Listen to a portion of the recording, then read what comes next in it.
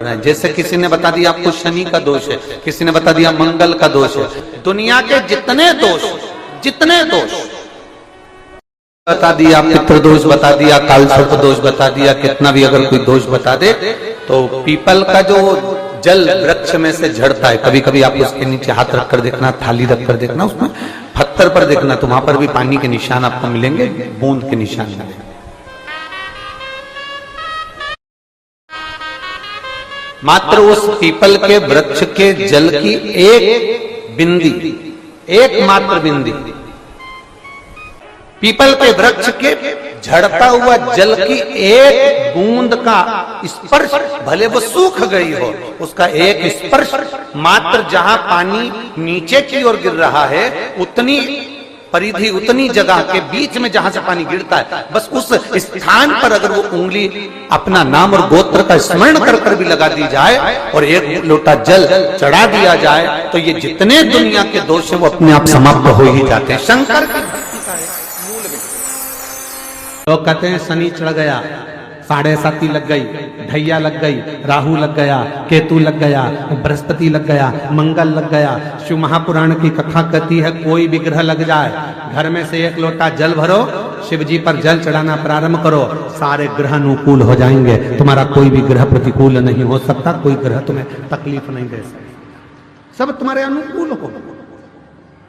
शनिवार के दिन जो पीपल के वृक्ष में सरसों के तेल का दीप लगाता है, तो शनि कभी परेशान नहीं करता। एक बात हमेशा ध्यान रखिएगा, मान लो अगर कोई भारी रोग ऐसा शनि महाराज के कारण हो गया हो, अच्छे काम करते करते उल्टे हो रहे हैं, होते हैं किसी किसी के साथ में, विपरीत परिस्थितियां आ जाती है, अच्छा करने जाओ बुरा हो जाता है, अच्छा कर्म करने जाओ बुरा हो जाता है। तो पीपल के वृक्ष की जो छाल होती है, छाल देखिए, पीपल के वृक्ष में जो छाल लगी होती है, उस छाल को घिसकर चंदन बनाकर भगवान शंकर का स्नान कराकर, अभिषेक कराकर, पूजन कराने के बाद में पिपलेश्वर महादेव का नाम लेकर, कौन से महादेव? पिपलेश्वर महादेव का नाम लेकर वो जो घिसी हुई छाल होती है, उस छाल का तिलक भगवान शंकर को लगा लो और उसी का थोड़ा सा भाग अपने कंठ पर, मस्तक पर लगाना प्रारंभ कर दो। धीरे धीरे जो विपरीत दशा है वो सुधरना प्रारंभ हो जाती है। पर नाम याद रखना, पिपलेश्वर, जम के बोलिए, पिपलेश्वर महादेव भगवान शंकर का एक अवतार है, पिपलाद अवतार। पिपलाद में जब दिया लगाओ और मंदिर में जब दीप प्रज्वलित करो, उस समय पर जब मंदिर में दीप लगाएं और मंदिर में जब दिया प्रज्वलित करें, अगर गोल बाती है तो वो तो दिए के बीच में ही होगी, फूल बाती है तो वो दिए के बीच में होगी।